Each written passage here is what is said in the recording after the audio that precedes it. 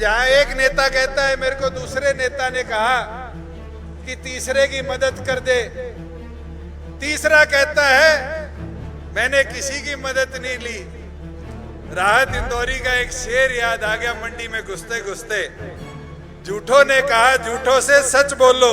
किस तरह विधानसभा चुनाव में बीजेपी ने, लोकदल ने और अलोपा ने मिलकर इस जिले का चुनाव लड़ा और इस चुनाव को किस तरीके से एक दूसरे की मदद में लगाया। ऐसा कोई बयान गया है जिसमें जेजेपी मेंशन ना हुई हो? ऐसा कोई दिन गया है जिसमें जेजेपी की चर्चा ना करी हो? चीज जो आज इस मंडी में आते आते मैंने बड़ी अद्भुत देखी कि एक पार्टी का दफ्तर है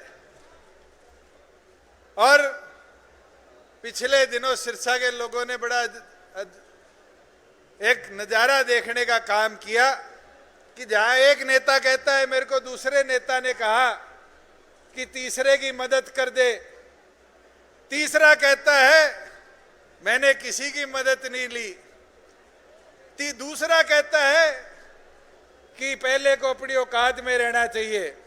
तो राहत इंदौरी का एक शेर याद आ गया मंडी में घुसते घुसते। झूठों ने कहा झूठों से सच बोलो। सरकारी ऐलान हुआ, सच बोलो।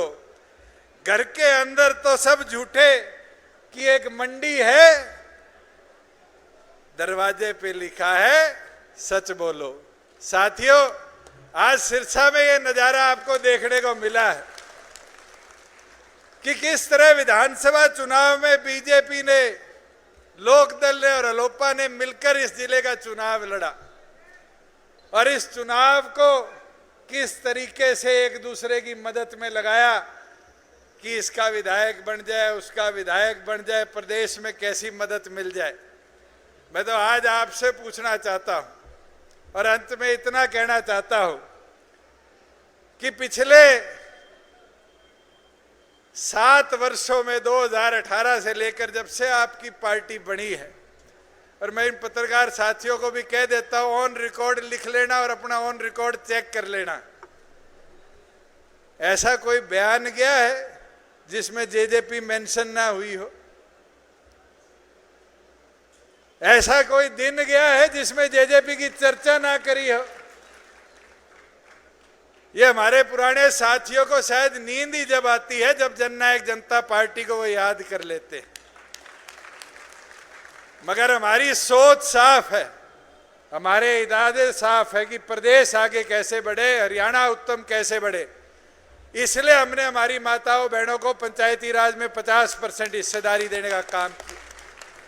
इसलिए हमारी माताओं बहनों को राशन डिपो में 33% की हिस्सेदारी की व्यवस्था बनाई। इसलिए हमारे गरीब किसान को आड़ती की मार ना झेलनी पड़े, डायरेक्टली उसके खाते में पैसा मिले और वो अपने फसल का मालिक खुद बने। इस व्यवस्था के साथ 48 घंटे में उसके खाते में पैसे देने की व्यवस्था बनाई। साथियों, इस लड़ाई को हम इसी मजबूती से लड़ते रहेंगे। आज तो शुरुआत है छात्रों के इस लड़ाई से, जो यूनिवर्सिटी और कॉलेज कैंपसेस के अधिकारों के लिए हम लड़ने का काम करेंगे। मेरा आप सबसे निवेदन है कि इसी मजबूती के साथ अपने संगठन को मजबूत करो।